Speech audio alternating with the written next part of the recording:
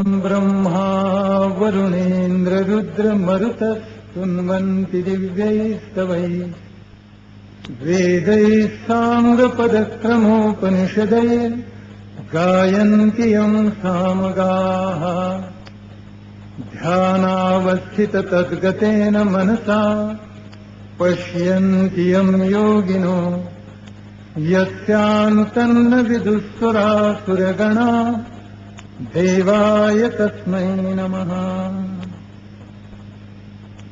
कृष्णाय वासुदेवाय हरये परमात्मने प्रणतक्लेशनाशाय गोविन्दाय नमोऽस्तुते। प्रभो,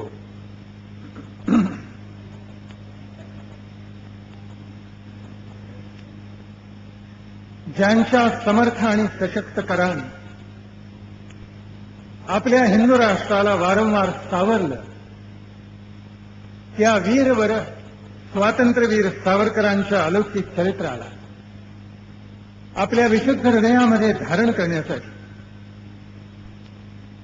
त्यांच्या हिंदुत्वाची, त्यांच्या राष्ट्रीयत्वाची प्रेरणा आपल्या बुद्धीमध्ये जागवण्यासाठी,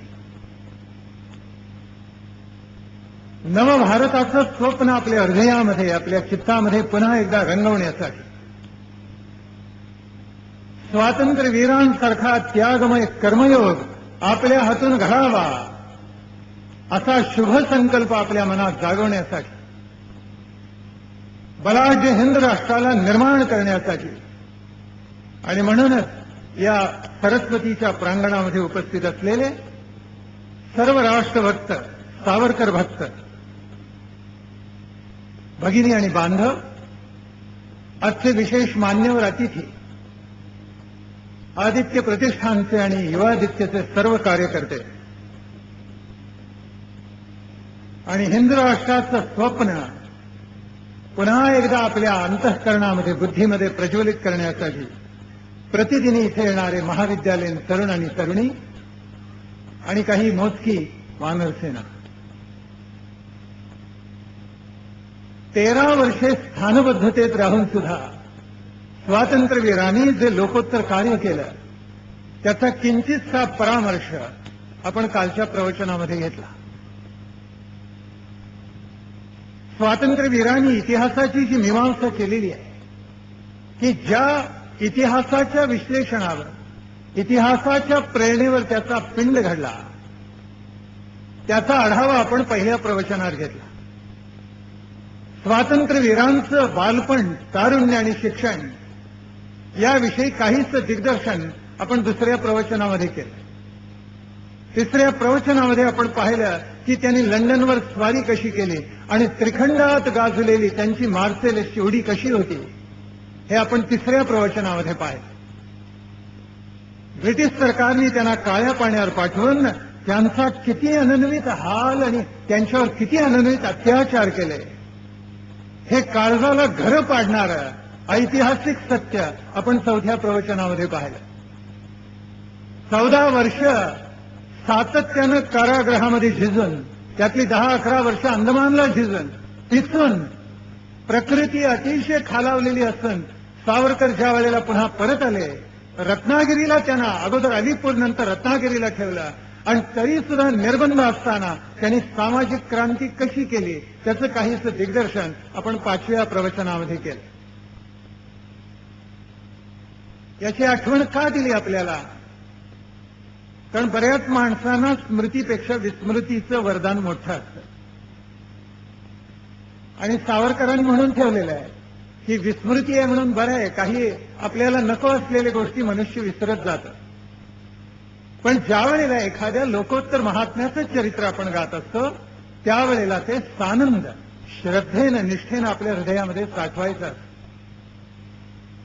14 वर्षाचा कारावास आणि 13 वर्षाचा निर्बंध, आयुष्यामधली 27 वर्ष जखडलेली असताना सुद्धा सावरकरांनी जे कार्य केलं आणि समाज हलवून टाकला, हिंदूंचं जनजागरण केलं, हिंदुत्व म्हणजेच राष्ट्रीयत्व हा महामंत्र जपला, त्याला तोड नाही.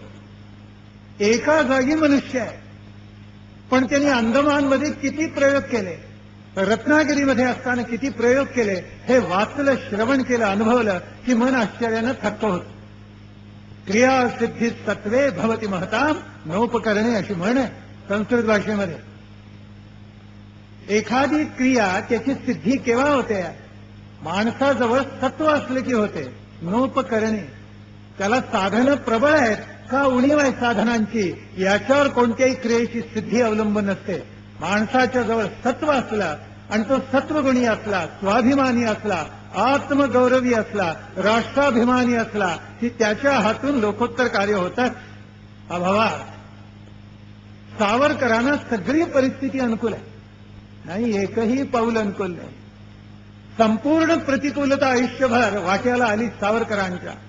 साधनांचा तुटवडा, माणसांचा तुटवडा, आणि तरी सुद्धा या महात्म्यानं जे लोकोत्तर कार्य केलं त्याला तवड नाही.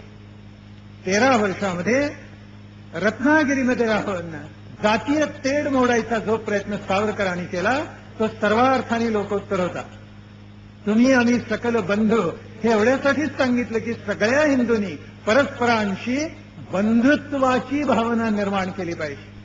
आणि ही जी बंधुत्वाची भावना आहे ती इतकी चिवट आणि प्रबळ असली पाहिजे की त्यातून हिंदराष्ट्र निर्माण करायचा ध्यास प्रत्येक हिंदू माणसाला लागला पाहिजे. हा महामंत्र सावरकरांनी रत्नागिरीमध्ये जागवला.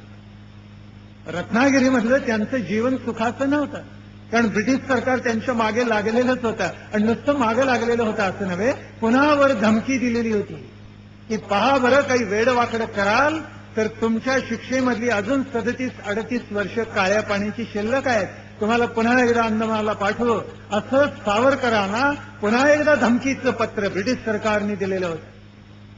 पण सावरकर सगळ्याला पुरून होते. सावरकर रत्नागिरीमध्ये असताना वॉटसन नावाचा ब्रिटिश अधिकारी मारला गेला. त्यावेळेला पुन्हा एकदा सरकारची वक्र दृष्टी ही सावरकरांच्याकडे वळलेली होती. सावरकर म्हणाले, प्रत्येकी मला शेकडो तरुण भेटायला येतात, मी त्यांना आशीर्वाद देतो आणि या देशाला स्वातंत्र्य मिळवायचा प्रयत्न करा एवढंच सांगतो, पण मी कोणाचा खून करा असं कधीही सांगत नाही. तेव्हा त्यातल्या एखाद्याने प्रेरणा घेतली आणि स्वातंत्र्यासाठी काही वेडवाकडं केलं तर मी कसा जबाबदार असेल, असं सावरकरांनी सांगितल्यानंतर ब्रिटिश सरकारचा नाईलाज. आता एकदा सोडून तर बसलेले होते आणि जनमानसाचा दबाव इतका प्रचंड होता की पुन्हा घेतलेला निर्णय फिरवावा आणि सावरकरांना काळ्या पाण्याकडे न्यावं इतकी हिंमत आता ब्रिटिश सरकारमध्ये नव्हती. म्हणून सावरकरांनी एका जागी राहून रत्नागिरीमध्ये राहून नवीन नवीन प्रयोगाला प्रारंभ केला. पतितपावन मंदिर म्हणजे महाप्रचंड असा क्रांतिकारक प्रयोग सावरकरांनी केलेला आहे. कुणालाही मुक्त प्रवेश असावा हा चमत्कार आहे. माऊलीने जसा चमत्कार घडवला की कोणताही वारकरी जातो आणि विठ्ठलाला आलिंगन देतो, त्याच्या पायाला मिठी घालतो, आणि म्हणून संतांनी म्हटले असा देव त्रिभुवनात कोठे आहे सांगा. रामदेव महाराज म्हणतात असा देवच बघायला मिळणार. कोणीही भक्त येतो, त्याला उरावरी भेटतो, त्याच्या चरणाला मिठी घालतो, तृप्त होतो, कृतार्थ होतो, आणि त्याचं सगळं सुघड सुंदर रूपडं आपल्या नयनामध्ये साठवून भरल्या चित्तानं बाहेर पडतं. असं जगात दुसरीकडे कुठे घडेल? सावरकरांनी पतितपावन मंदिराचा जो प्रयोग केला त्याच्यामध्ये हाच भाव आहे, काही अलौकिक भावना त्याच्या मागे आहे. आणि म्हणून एका महाराणी, मांगानी, भंग्यानी शंकराचार्यांना रस्त्यामध्ये पतितपावन मंदिराच्या समोर हार घातले आणि त्यांचं स्वागत केलं. आणि शंकराचार्यांनी सुद्धा स्वतःला धन्य समजलं. काल नेमका विषय आला आणि काल शंकराचार्य जयंती होती, आठवते का? काल हाच विषय आपण बोलत होतो. आणि शंकराचार्यांनी विवेक चूडामणीमध्ये म्हणून ठेवलेला आहे की दुर्लभं त्रयमेव इथं देवानुग्रह हेतुकम मनुष्यत्वम मुमुक्षुत्वम महापुरुष संशय. हा ज्ञानाचा सूर्य बोलून गेला की जगात 3 गोष्टी मिळवायला अत्यंत अवघड असतात आणि ईश्वरी कृपा जर लाभली तरच त्या प्राप्त होतात. एक, माणसाचा जन्म. मनाशी प्रत्येक माणसाने असा विचार करायचा की मी कृमी कीटक का नाही झालो, मी एखादा मांजर किंवा कुत्रा का नाही झालो, मी एखादा गाढव किंवा गेंडा का नाही झालो, मी एखादी मगर सुसर का नाही झालो, मी मातीतलं बांडगुळ का नाही झालो, मी सरपटणारा किंवा आकाशातला एखादा पक्षी का नाही झालो. आपल्याला मनुष्य जन्मच कसा प्राप्त झाला? आचार्य म्हणतात ईश्वरी कृपा असेल तर होतो, मानवाचा जन्म प्राप्त होतो. आणि त्यातलं पहिलं मनुष्यत्व हे दुर्लभ. मुमुक्षुत्व म्हणजे आत्मोन्नत व्हावं, सद्गुण आणि जीवनमूल्य धारण करावे अशी इच्छा, शुभ इच्छा आपल्या चित्तामध्ये निर्माण होणं हे दुर्लभतर आणि सत्संगती लाभावी, महापुरुष संश्रय व्हावा हे दुर्लभतम आहे. खरंच आहे. शंकराचार्यांनी सावरकरांच्या लोकोत्तर उपक्रमाला आशीर्वाद दिले. शंकराचार्य म्हणजे आदि शंकराचार्य, त्यांचं वचन मी हे बोललो. पण सावरकरांच्या कालखंडामध्ये त्या पीठावरचे दक्षिणेकडून शृंगेरी कांची कोमकोटीवरून आलेले त्या शंकराचार्यांनी निखळ मनाने, मोकळ्या मनाने, निर्मळ मनाने या सत्कार्याला आशीर्वाद दिला. आणि भागोजी किराणी आपल्या प्रयत्नातून जे पतित पावन मंदिर बांधलेलं होतं त्यांना केवढी धन्यता वाटली असेल आपण आपल्या मनाशी केवळ कल्पनाच करा. सावरकरांना ही कृतार्थता वाटली. पण हे सगळं चालत असताना सावरकरांचा तिथे प्रपंच सुद्धा थोडा फुलला. आपण मागे पाहिलं सुरुवातीला की सावरकरांना प्रभाकर नावाचा मुलगा झाला होता. दुर्दैवानं तो मृत्यू पावला. सावरकर ज्यावेळेला रत्नागिरीमध्ये होते त्यावेळेला त्यांच्या पोटी आणखीन 3 म्हणजे 2 कन्या आणि 1 पुत्र जन्माला. त्यातली पहिली जी कन्या आली ती प्रभा किंवा प्रभात या नावाची होती. आणि सावरकरांना तिचा फार लळा होता. तिच्या पाठीवर शालिनी या नावाची एक कन्या जन्माला आली. पण ती दुबळी होती, अशक्त होती, लहानपणी दुर्दैवानं मृत्यू पावला. त्या शालिनीच्या पाठीवर एक मुलगा जन्माला आला आणि तो म्हणजे विश्वास. तोही लहानपणी अशक्त होता. आपल्याला माहिती असेल परवा विश्वासराव या कार्यक्रमाला होते. सुधीर बाबूजींचा ज्यावेळेला इथे सत्कार झाला त्यावेळेस सावरकरांचे चिरंजीव इथे उपस्थित होते, आपण पाहिलेले असते. अशी कन्या आणि पुत्ररत्न त्यावेळेला त्यांच्या पोटी जन्माला आली. प्रभाची जन्माला आली ती 1925 साली. 28-29 विश्वासरावांचा जन्म झाला. लहानपणी दुबळेच होते तरी पुढे मात्र हळूहळू सशक्त होत गेले. हे सगळं ज्या वेळेला घडत होतं रत्नागिरीमध्ये त्यावेळेला काय नवल घडलं कोणाचं की सरकारने कृपावंत होऊन सावरकरांना मासिक अनुदान द्यायला प्रारंभ केला. 1 ऑगस्ट 1928-29च्या सुमाराला अनुदान द्यायला प्रारंभ केला. 1929 आणि किती देत असतात? प्रतिमासी 60 रुपये अनुदान सावरकरांच्या कुटुंबाला मिळत असत. आपल्याला कदाचित ही रक्कम लहान वाटेल, तशी लहानच होती, पण त्यावेळेला रुपयाला मूल्यही होतं. माझे वडील मला सांगत असत, मला आठवते ते खाजगी संस्थानात नोकरीला होते. किती असेल पगार? 9 रुपये होता. घरी 32, 33, 35 माणसं, बाई पाहुणे, नातेवाईक सगळे. आणि वडील म्हणायचे 7-8 रुपयात सगळं भागायचं, मी पुन्हा 1-2 रुपये शिलकीत टाकायचं. म्हणजे माणसाच्या गरजा किती कमी असतील त्यावेळेला आपण कराच कल्पना. पण 60 रुपये अनुदान मिळायला लागलं. पण सावरकरांचं जे सामाजिक कार्य होतं त्याला ती रक्कम फार कमी होती, फार अपुरी होती. कारण त्यांना जे नवीन प्रयोग करायचे होते, कुटुंबाचं उदरभरण, रक्षण, पोषण करायचं होतं, त्या मानाने ती रक्कम अत्यंत कमी होती. पण सावरकर स्वाभिमानी होते. कुठे कुठे लेख लिहित असतात आणि पुन्हा टोपण नावाने लिहित असतात. कारण ब्रिटिश सरकारची पुन्हा वक्र नजर वळायला नको म्हणून ती सावधगिरी बाळगावी लागत असते. असं होता होता सावरकरांच्या घरावर पुन्हा पुन्हा छापे पडत असत. कोणी ब्रिटिश अधिकारी येत असे, केव्हाही येत असे. स्थानिक भारतीय अधिकारी, अधीक्षक सुद्धा येत असतात.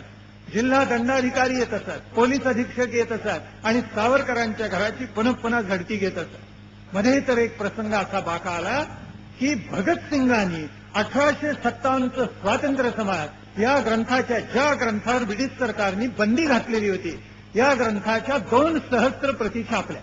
का?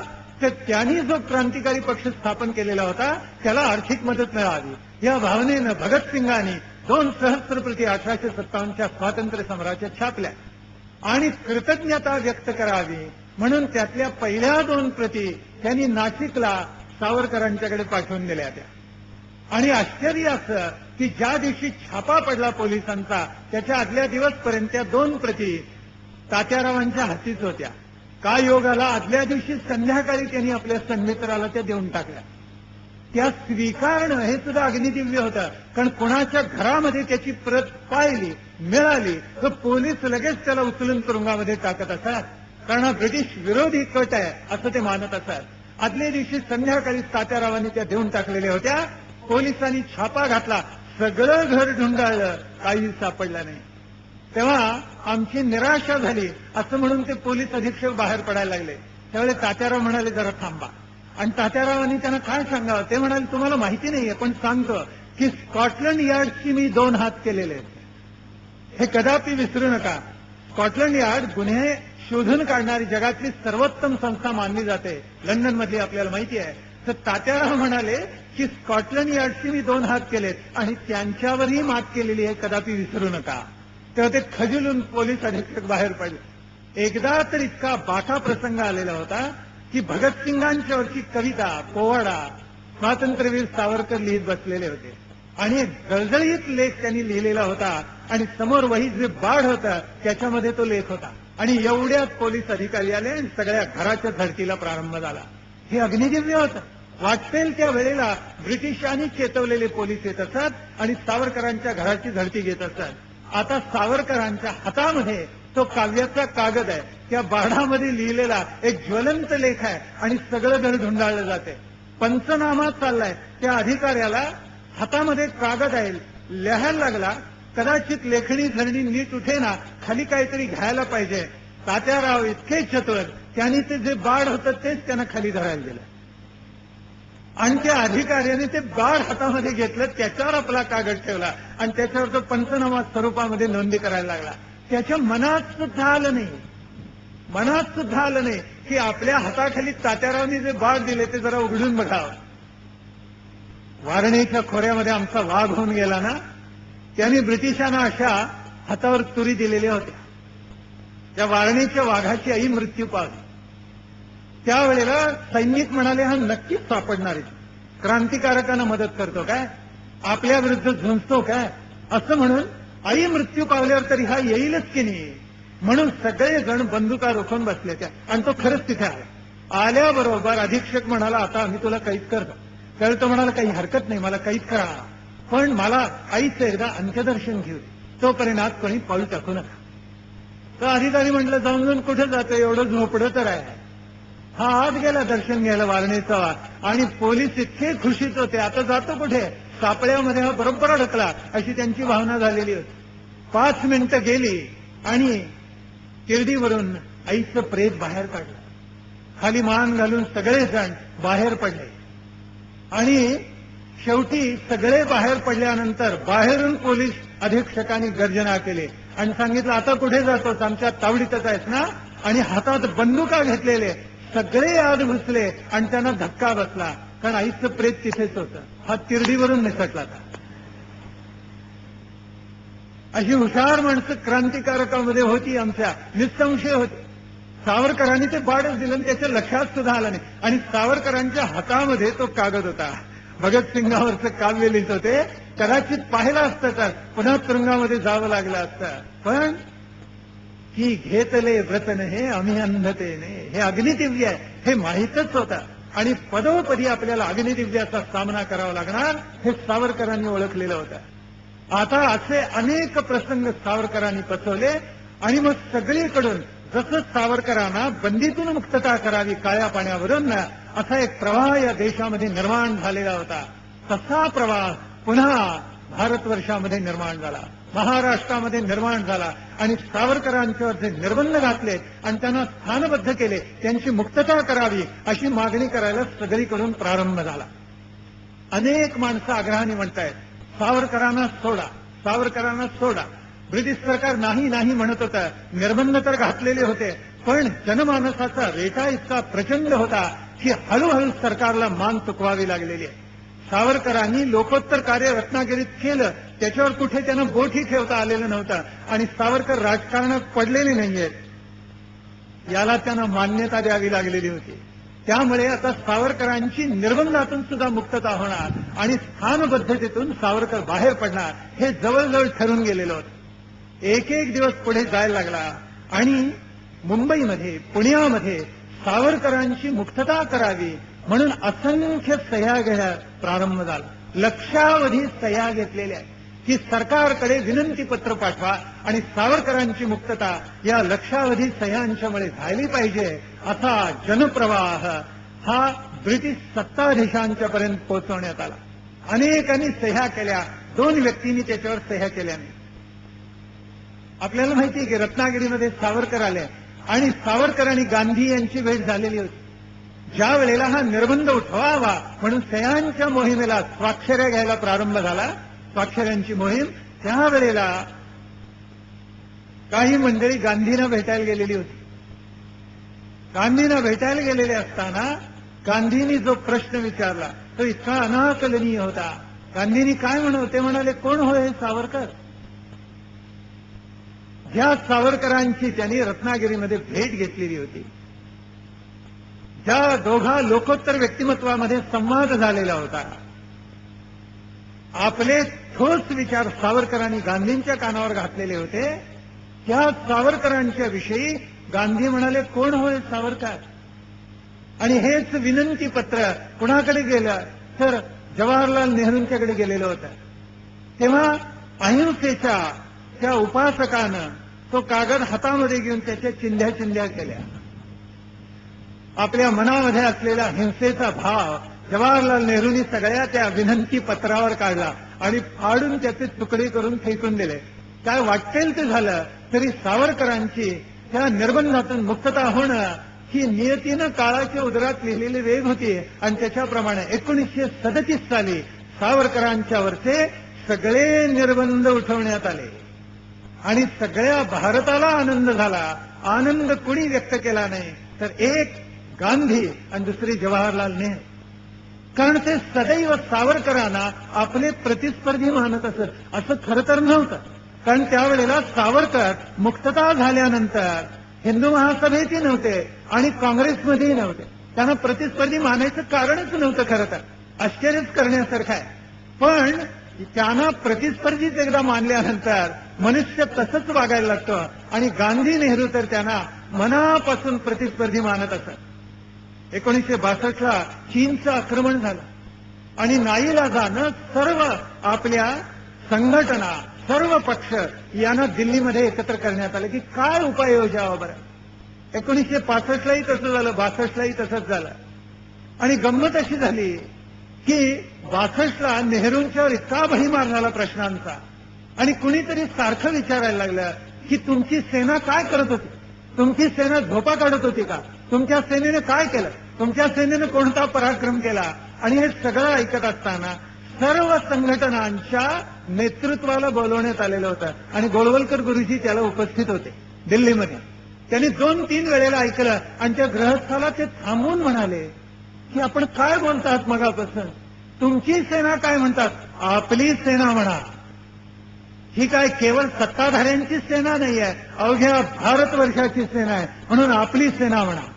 त्यावेळेला तो चुप्प बसला मनुष्य. अशी व्यापक भूमिका म्हणजे राष्ट्रीय भूमिका सावरकरांनी सदोदित घेतलेली होती.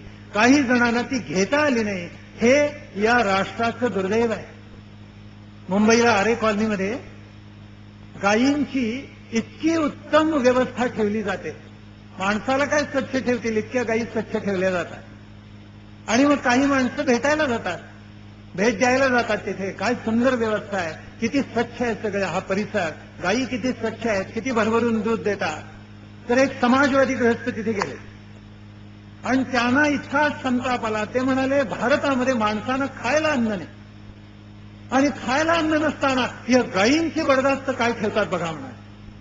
त्यावेळेला शेजारी खुशार गृहस्थ होते, ते हसले. त्यावेळेला समाजवाद्यांनी विचारलं तुम्ही का हसलात, तर ते म्हणाले मी स्पष्ट बोललो तर तुम्हाला आवडणार नाही. नाही म्हटले, हे मला सांगाच तुम्ही.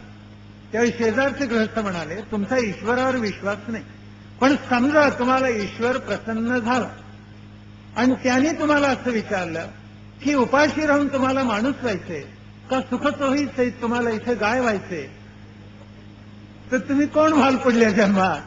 त्यावेळी थप्पड मारल्यासारखा चेहरा करून तो मनुष्य गप्प बसला. माणसानं काही वेळेला विकृतच दिसतं, त्याला काय करणार. सावरकरांची मुक्तता झाली आणि त्यांच्या झंझावाती दौऱ्याला प्रारंभ झाला. पण प्रारंभ होण्याच्या अगोदर नाशिकमध्ये त्यांचा प्रचंड सन्मान केला गेला. त्याच्या अगोदर प्रत्यक्ष रत्नागिरीमध्ये त्यांचा मोठा सत्कार झालेला होता. आणि जोशी नावाचे तिथले एक नामवंत ख्यातनाम सद्ग्रस्त होते. ते म्हणाले सावरकर कसे आहेत, तर सावरकर जसे वैद्य असतात आणि माणसाला रोग झाला तर त्याला कोणतं औषध द्यायचं हे वैद्याला जसं कळतं, तसं आपल्या समाजाला, राष्ट्राला कोणता रोग झालेला आहे ते ओळखणारे ते थोर वैद्य डॉक्टर आहेत, असा उल्लेख त्यांनी केलेला होता. आणि इतिहासाच्या विश्लेषणातून सावरकरांची जी मतं झालेली होती, इतके गैरसमज आहेत सावरकरांच्या बद्दल, अरे बाप. या प्रवचन मालेनं माझी खात्री अंशतः का होईना आपल्या मनातली काही किलमिश जातील सावरकरांच्या विषयी. सावरकरांच्या विरुद्ध इतकं लिहिलं गेलेलं आहे आणि इतका अपप्रचार केलाय की सावरकर म्हणजे जणू काही माथे फिरू होते असंच वाटा.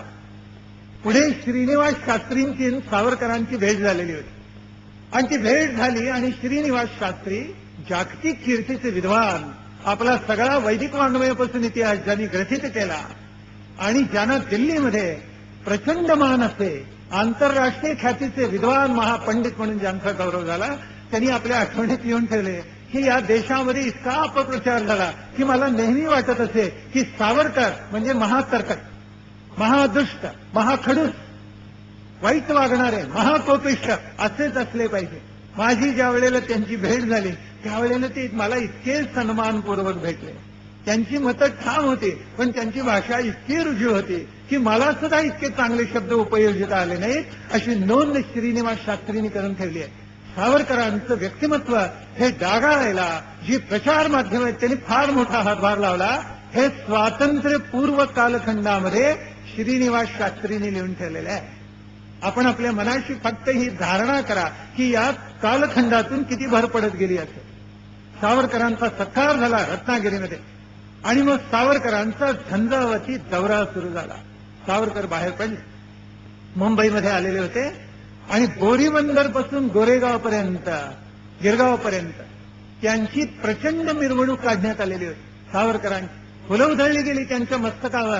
11 वर्ष ज्यांनी आपल्या देह अंदमानामध्ये झिजवला ते काळं पाणी काय आपण पाहिलं, अंगावर शहारे येतात. ऐकून जर इतकं येत असेल, कशी 11 वर्ष त्यांनी काढली असेल. प्रचंड सत्कार झाला आणि तिन्ही बंधू म्हणजे गणेशराव, विनायकराव, नारायणराव, अनुक्रमे बाबाराव, तात्याराव आणि बाळ हे तिघही एकत्र आले आणि त्या कुटुंबामध्ये आनंद उसळला. इतकं आनंदाचं वातावरण आलं की मुंबईमध्ये अनेक ठिकाणी तात्यारावांचे सत्कार झाले आणि तात्याराव तिथून जे निघाले ते पुण्यामध्ये आले आणि पुण्यामध्ये त्यांची प्रचंड सभा झालेली होती. हजारो माणसं तात्यारावांचे विचार ऐकायला जमलेले होते.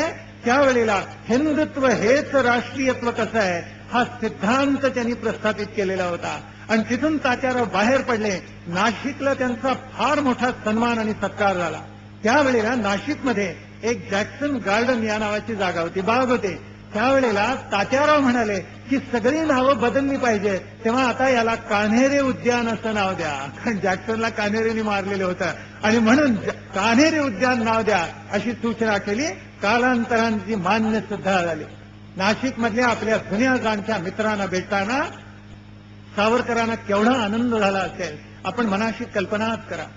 सावरकर पुढे सोलापूरला गेलेले होते आणि सोलापुरामध्ये प्रचंड भव्य स्वागत झालं.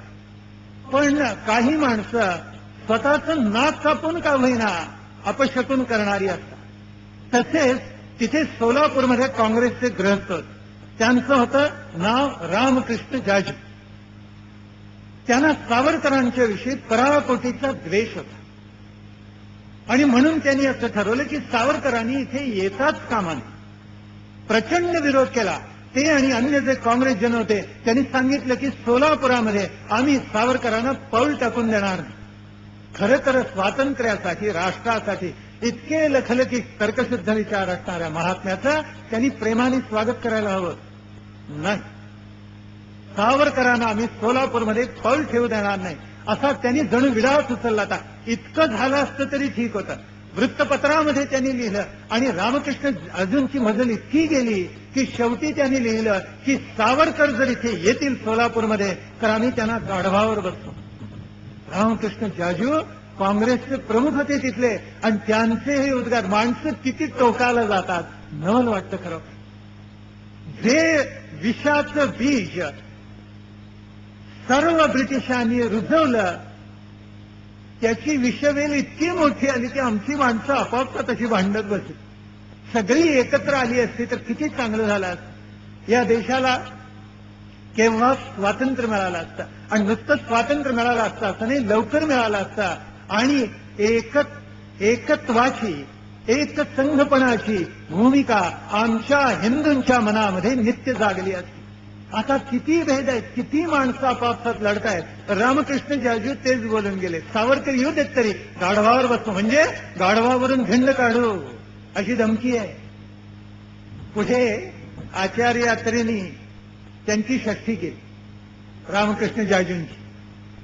त्यांनी काय म्हटलं तर आचार्य यात्रेनी, बरोबर आहे, रामकृष्ण जाजू बोलले ते बरोबर आहे, पण सावरकर जर सोलापुरामध्ये आले तर रामकृष्ण जाजूंच्या खांद्यावरूनच त्यांना आत यावं लागेल, कारण जाजून इतकं छान गाढव दुसरं कोणतं मिळणार. हे मराठामध्ये आचार्य यात्रेने लिहिलेलं होतं. महाबुद्धिवान, महाचतुर, इतकी सणसणीत थप्पड बसली आणि सोलापुरामध्ये प्रचंड सत्कार झाला सावरकरांचा. न भूतो न भविष्यती असा सत्कार झाला. त्यावेळेला सावरकर एकच सांगत असतात की अरे हिंदूंमधल्या जाती मोडल्या पाहिजेत, तट मोडले पाहिजेत, माणसं एकत्र यायला पाहिजेत, हा देश लवकरात लवकर स्वतंत्र व्हायला पाहिजे. पुण्यामध्ये असताना सावरकरांनी आपण काय करणार याची रूपरेषा स्पष्ट केलेली होती. तुरुंगातून आणि निर्बंधातून मुक्तता झाल्यानंतर पहिल्यांदा लोकवादी स्वराज्य पक्ष टिळकांचा जो होता त्याच्यामध्ये त्यांनी प्रवेश केला, आणि नंतर मात्र हिंदू महासभेमध्ये त्यांनी प्रवेश केला, आणि हिंदू महासभेला एक विराट स्वरूप त्यांनी प्राप्त करून दिलेलं होतं. हिंदू महासभेमध्ये ज्या वेळेला हिंदू सभेत त्यांनी प्रवेश केला त्यावेळेला त्यांनी काही उद्दिष्ट डोळ्यापुढे ठेवलेली होती. तर पहिलं उद्दिष्ट असं होतं की या राष्ट्राचं स्वातंत्र्य लवकरात लवकर मिळावं, हे पहिलं उद्दिष्ट. पुढे यथासाध्यमचं साधनम असं सावरकर म्हणतात, म्हणजे जे साधन तेच साध्य असलं पाहिजे, जे साध्य तेच साधन असलं पाहिजे, म्हणजे अंततः या भारताला पूर्ण स्वातंत्र्य आणि स्वायत्तता असली पाहिजे. हेच ध्येय आम्ही आमच्या डोळ्यापुढे ठेवलेलं आहे, दुसरं काहीही नाही आहे. स्वातंत्र्य तर हवं, साध्य साधन एक रूपा अयम पक्ष प्रवर्तितः म्हणून त्यांनी सांगितलेलं आहे. 2-3 वचने इतकी सुंदर प्रकारे सावरकर बोलून गेलेले होते, आणि मग त्यांनी हिंदू सभेला झळाळी द्यायला प्रारंभ केला. सोलापुरावरून सावरकर पुढे प्रवास करत करत निघाले आणि बार्शीला जाऊन पोहोचलेले होते. बार्शीला गेल्यानंतर बार्शीला सुद्धा त्यांचं प्रचंड स्वागत झालं, आणि तिथे सुद्धा सावरकरांनी उदात्त विचार मांडले. बार्शीकरांना कृतार्थ करून अतिउदात्त भव्य विचार मांडून त्यांना कृतार्थ करून टाकलेलं होतं. वराड प्रांत असो, मध्य प्रांत असो, त्यांचा समन्वय करावा, त्यांना एकत्र आणावं, आणि त्यांच्या मनावर स्वातंत्र्याची एक हुंकार घालावी, हा प्रयोग स्वातंत्र्यवीर सगळीकडे करत होते. एवढंच करून तात्याराव थांबले नाही. आज ते तो हिमाचल त्यांचा झंझावाती दौरा झाला. फार दिल्लीला गेले, आग्र्याला गेले, कानपूरला गेले, लखनौला गेलेले, अनंत ठिकाणी त्यांचा प्रवास झाला. फैजाबादला गेलेले होते. उत्तरेकडची जेवढी महत्वाची स्थानं होती त्या सगळीकडे सावरकर पार लाहोरपर्यंत जाऊन आलेले आहेत, आणि प्रत्येक ठिकाणी तात्यारावांचं प्रचंड स्वागत झालं. लाहोरला जिना आणि सावरकर यांच्यामध्ये काय भेद आहे तात्यारावांनी बरोबर सांगितलं एका वाक्यात, आपल्यात आणि जिनामध्ये काय भेद आहे. ते म्हणाले अगदीच साधा आहे. कोणीतरी त्यांना प्रश्न विचारला होता, जिना आणि आपल्यात भेद काय. तात्याराव म्हणाले, मी 100% समतेचा पुरस्कर्ता आहे, आणि मी एकही सवलत मागत नाही. पुन्हा सांगतो सावधपणे ऐका. तात्याराव म्हणालेले होते, मी समतेचा 100% समतेचा पुरस्कर्ता आहे, पण मी एकही सवलत मागत नाही. जिना 100% सवलती मागतात, आणि 1% सुद्धा समता त्यांना मान्य नाही. हा आमच्या दोघांच्या मध्ये भेद आहे. म्हणजे जिनांचं सगळं राजकारण फुटीरतेत विषमतेमध्ये आहे, सावरकरांचं सगळं राजकारण भव्य दिव्य सात्विक अशा एका समतेवर आधारलेलं होतं. त्यांनी सवलती कधीही मागितल्या नाहीत, जिनांनी त्या सर्वाधिक मानलेल्या होत्या. म्हणून सावरकरांनी या दोन्हीमधला भेद कोणता आहे तो बरोबर उलगडून दाखवलेला होता. मध्ये एकदा हिंदुत्व राष्ट्रीयत्व कसं आहे आणि काँग्रेस जन किती पोचटपणे वागतात याच्यावर उत्तर भारतामध्ये त्यांनी कठोर टीका केलेली होती. पण त्यातला एक एक मुद्दा इतका तर्कशुद्ध होता, इतिहासाला धरून होता, की त्यांचं एकही वचन तिथल्या प्रतिस्पर्ध्यांना खोडून काढता आलं नाही. मनात रागावले, बोट खात राहिले, पण तात्यारावांचा एकही मुद्दा त्यांना खोडून काढता आला नाही. पुढे सावरकरांचा दौरा पंजाबमध्ये झालेला होता. शिखांच्या ठाई जे कर्तृत्व आहे, जो पराक्रम आहे, त्याच्याबद्दल सावरकरांना अतिशय आदर होता. पण रणजित सिंगाच्या नंतर ही सगळी क्रांतीची ज्वाला आणि पराक्रम सगळा विझून गेलेला होता. आणि तात्यारावांना त्याच्याबद्दल अत्यंत वाईट वाटत असे की एवढा पराक्रमी आमचा शीख बांधव, पण ब्रिटिशांना शेवटी मदत केली 1857-58ला, आणि त्याच्यामुळे भारतीय पराभूत झाले.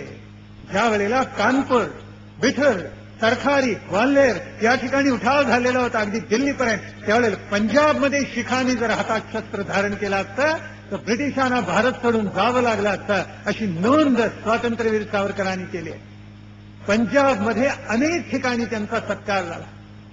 ते स्वतः अमृतसरला गेलेले होते. अमृतसरामध्ये भव्य दिव्य स्वागत झालं आणि सावरकरांना कृपाण आणि खड्ग देण्यात आलं. त्यावेळेला सावरकर मनापासून बोलले आणि ते म्हणाले, शीख बांधवांनो, मला सांगताना सुद्धा मनाला क्लेश होतात, पण ज्या शिखांनी आपलं कृपाण आणि खड्ग ज्ञान केलेलं आहे त्यांनी ते मला देऊन काय उपयोग. भारताला जर स्वातंत्र्य मिळवायचं असेल तर तुम्हा सर्वांना पुन्हा उभा राहायला पाहिजे आणि प्रतिकूल परिस्थितीविरुद्ध झुंजायला पाहिजे, हे नित्य लक्षात ठेवा. त्यावेळी शीख बांधव एकदम स्तब्ध होऊन गेले सगळ्या सभेमध्ये की हा महात्मा काय बोलतोय काय सांगतोय. आणि त्यांना कळकळीचं आवाहन स्वातंत्र्यवीरांनी केलं. अरे, जर स्वातंत्र्य हवं असेल आम्हाला नेमस्त राहून चालणारच नाही. पुण्यामध्ये, मुंबईमध्ये सगळीकडे सावरकरांनी हा विचार मांडलेला होता. युगधर्म आपला ओळखा असं मुंबईमधल्या लोकांना सावरकर बोललेले होते. शिवाजी म्हणजे आजच्या शिवतीर्थावर शिवाजी पार्कवर प्रचंड सभा झाली. ते सावरकरांचा प्रचंड गौरव करण्यात आलेला होता दुसऱ्या वेळेला मुंबईला आल्यानंतर. आणि त्यावेळेला सावरकर बोललेले होते की अरे, युगधर्म ओळखा. युगधर्म तुम्हाला कळला नाही तरी या भारतवर्षाचं काही कल्याण होणार नाही. आता लेखणीपेक्षा हातामध्ये बंदूक आणि खड्ग धारण करण्याची वेळा प्राप्त झालेली आहे. काय स्वच्छ वचन बोललेले आहेत. पुढे म्हणाले, या मुंबईमध्ये पुढल्या 10 वर्षात सुनीत लिहिणारा, म्हणजे इंग्रजी भाषेमध्ये शेक्सपियरने जे सॉनेट लिहिलं त्याचं मराठी अवतार म्हणजे सुनीत, एक काव्य प्रकार आहे. सावरकर म्हणाले, पुढल्या 10 वर्षात मुंबईमध्ये सुनीत नावाचं काव्य न लिहिलं गेलं तरी चालेल, पण इथे आमचे तरुण क्रांतीला सिद्ध व्हायला पाहिजेत. आता नेमस्त राहू नका, केवळ स्वदेशनिष्ठ राहू नका, त्याच्याही पलीकडे जा, अग्निदिव्याला सामोरं जा, क्रांतिकारक व्हा आणि या देशाला लवकरात लवकर स्वातंत्र्य मिळवून द्या. त्यावेळेला ज्यांना केवळ साहित्याचंच प्रेम होतं ती काही मंडळी सावरकरांच्या रुष्ट झालेली होती. पण सावरकरांनी जे सांगितलेलं होतं ते कित्येक वर्ष अगोदर समर्थ रामदास बोलून गेलेले होते 17व्या शतकामध्ये. आणि त्यांनी एकच सांगितलेलं होतं. सावरकर त्याचा प्रयोग नित्य करत असत. बहुत लोक एक करावे, एक विचारे भरवावे आणि कष्ट करून घसरावे. आणि सावरकर थांबत असत. ते थांबले की जमलेला समुदाय पाठांतर असल्यामुळे लेंछावरी असं म्हणत असे एका वेळेला, कारण ते वचन समर्थ रामदासांचं आहे. बहुत लोक एक करावे, एक विचाराने त्यांना भरून टाकावं आणि कष्ट करून घसरावे, की प्रचंड हजारोंचा समुदाय गर्जना करत असे लेंछावरी. आणि तात्यानं इतका आनंद व्हायचा. तात्याने हे सांगितलेलं होतं त्याच वेळेला. पण त्याच्या अगोदर समर्थाने जो प्रयोग केला तोही तितकाच अद्वितीय होता. ते म्हणालेले होते की अरे, तुम्ही इथे जर शस्त्र हातामध्ये घेतलं नाही आणि एक विचारानं लोकांना भरलं नाही तर काय होईल, या देशाला स्वातंत्र्य केव्हा मिळायचं. बहुता दिसाचे माजले बंड, या कारणी अखंड सावधान असावे. देव मस्तकी धरावा, अवघा हलकल्लोळ करावा, मुलुख बुडवावा का बुडवावा धर्मस्थापनेसाठी. देवद्रोही जितुके कुत्ते, तितुके मारून घालावे परते. देवदास पावती फत्ते, यदर्थी संशय नाही. हे लिहिणारे समर्थ रामदास, त्यांची काहीशी प्रेरणा वाङ्मयातून सावरकरांना निश्चित मिळालेली असली पाहिजे. आणि म्हणून या मुंबईमधल्या तरुणांना आणि समस्त जनांना सावरकर सांगते झालेले आहेत, अरे युगधर्म ओळखा. आजचा युगधर्म काय आहे, पराक्रम केला पाहिजे. म्हणून समर्थांनी जे सांगितलं तर ते सावरकर बोलले. तुम्हाला जर प्रगती करायची असेल तर त्याला स्वातंत्र्यातच अधिष्ठान पाहिजे. पारतंत्र्य असताना कधीही मानवाला प्रगती करून घेता येत नाही. प्रगती होते ती स्वातंत्र्याच्या अधिष्ठानावर. आणि हे ऐकल्यानंतर हजारो तरुण रोमांचित होऊन गेलेले होते. पुढे पुण्यामध्ये सावरकरांची एक प्रचंड सभा झाली ती, आणि त्या सभेला अनेक साम्यवादी आणि समाजवादी आलेले होते. त्यांना राग होता भयंकर. साम्यवादानं विशेष करून होता, म्हणून तर आता ते वासुदेव आचार्य भलतं चलतं बोलून गेले. त्याचा परामर्श आपण 2 दिवसात घेतलाय. सावरकरांनी काय पत्र लिहिलं होतं ब्रिटिश सरकारला तेही मी आपल्याला सारांश रूपानं सांगितले. त्याचा पुन्हा उल्लेख करायची आवश्यकता नाही. पण वासुदेव आचार्यांच्या वृत्तीची अनेक माणसं तिथे जमलेली होती. आणि सावरकरांचं भाषण झाल्यानंतर एक साम्यवादी आणि समाजवादी दोघं मिळून मागून जोरात ओरडले. आणि त्यांनी काय म्हणावं की आम्हाला 1908 सालचे सावरकर हवे. त्यावेळेला सावरकर पटकन म्हणाले, मला 1908 सालचे तरुण हवे. यापुढे ज्यांना 1908 सालचे सावरकर हवे असतील त्यांनी पुढे यावं. म्हणजे तसा सशस्त्र क्रांतीचा मंत्र मी तुम्हाला देतो. हातात शस्त्र घेऊन ब्रिटिशांच्या विरुद्ध लढा, हा त्यात भावार्थ होता. तेवढं म्हटल्यानंतर सगळे गपचूप झाले. काही माणसं असं करतात. का करतात ईश्वर जाणे. काही जणांना चांगलं पाहवत नाही. अत्रेन नव्हतं कोणीतरी विचारलं, अत्रे बोलायला लागले, विषय वेगळा. मध्ये एकाने उठून विचारलं, गाढवाच्या अंगावर केस किती असतात? काय दुष्ट प्रश्न आहे. अत्रे म्हटले, इकडे या मोजून सांगतो. असल्या दुष्टाला अशीच उत्तरं द्यावी लागतात. एवढं एकच उत्तर त्याला कळतं, दुसरी उत्तर कळत समजावून सांगितलं, खाली बसा, चांगलं व्याख्यान नाही, पटत नाही त्यांच्या बुद्धीला. सावरकर ज्या वेळेला म्हणाले 1908 सालचे तरुण हवेत, या अजूनही आलात तरी तुम्हाला मंत्र देतो. तो मंत्र सशस्त्र क्रांतीचा असेल, तो इतका सोपा नाही आहे. हातामध्ये शस्त्र घ्यायचं, याचाच अर्थ आपल्या घरावर तुळशीपत्र किंवा अग्नी ठेवायचा आणि मगच घराबाहेर पडायचा. असा यत्न पेटवणं अतिशय अवघड असतं, हे पुण्याच्या ठिकाणी त्यांनी सांगितलं. असा सगळा प्रवास. लखनौला सत्कार झाला, उत्तरेकडे जवळजवळ प्रत्येक ठिकाणी, आणि नागपूरला तर प्रचंड सत्कार झालेला होता. नागपूरला मुंजे इतके भारावलेले होते, डॉक्टर मुंजे. ते म्हणाले, ईश्वर आहे, माझी श्रद्धा आहे, आणि माझं उरलेलं आयुष्य आणि माझ्या ठाई असलेली सगळी शक्ती या ईश्वराने सावरकरांना द्यावी. हे लोकोत्तर कार्य करतायत. इतके भारावले गेलेले होते सगळे जण नागपूरकर. आणि नागपूरच्या विद्यापीठाने सावरकरांना डिलीट पदवी प्रदान केली त्यावेळेला.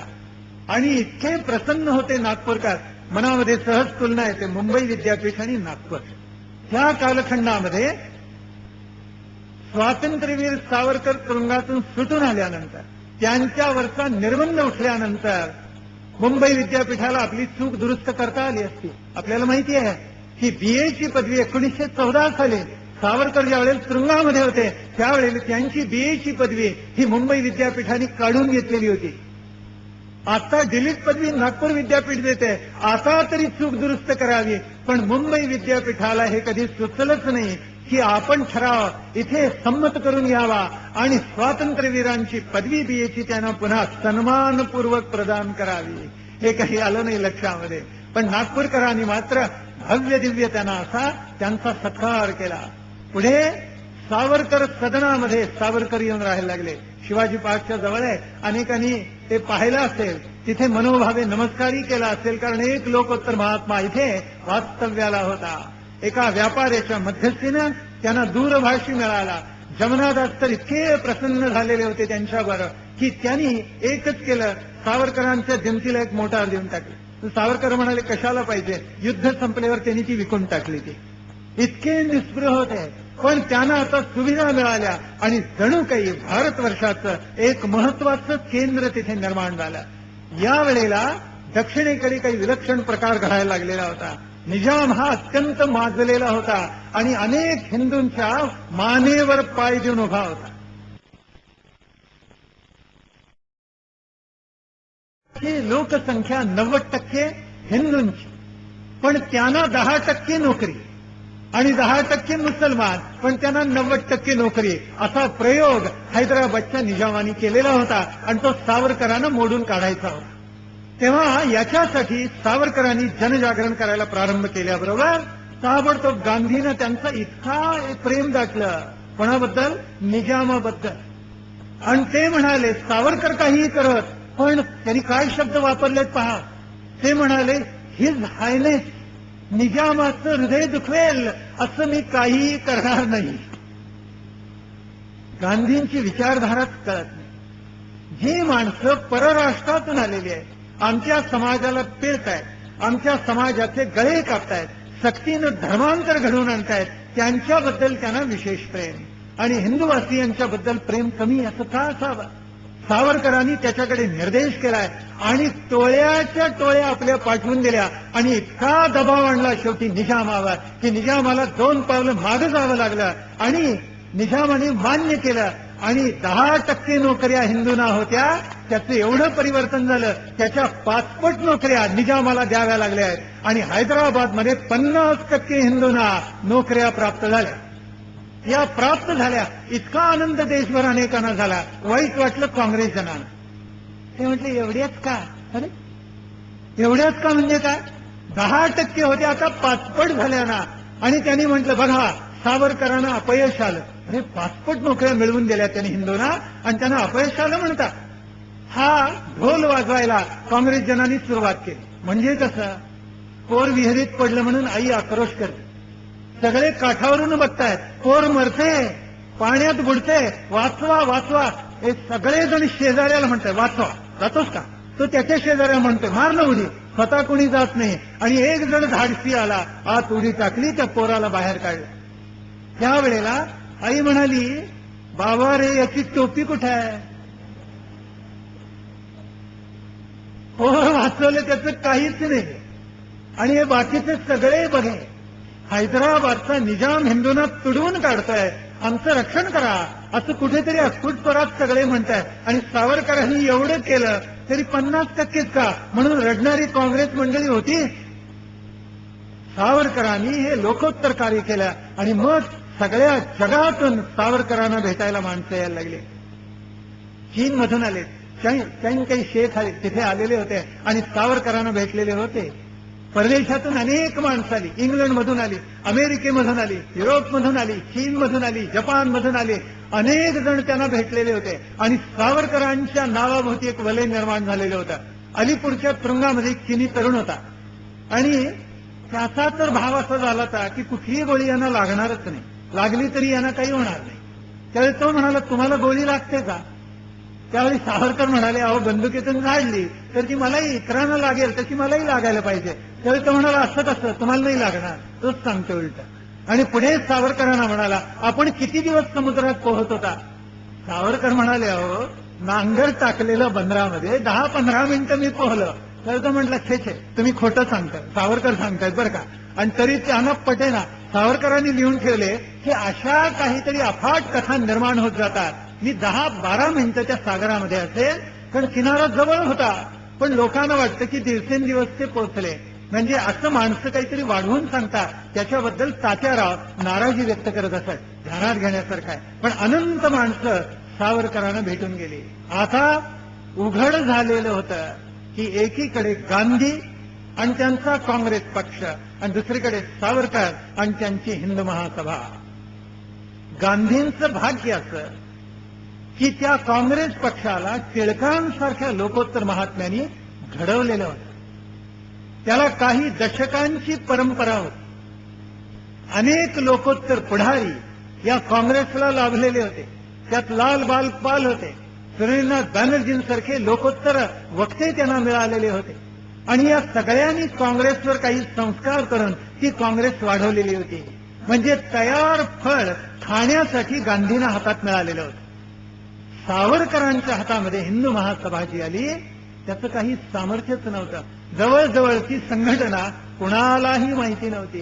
म्हणजे आत्ता कुठं बी पेरले आणि आत्ता कुठे कोण फुटलाय आणि जमिनीतून ही संस्था बाहेर पडलेली अशी अवस्था होती. हा प्रचंड भेद आहे. इतिहासकार हा लक्षातच घेत नाही.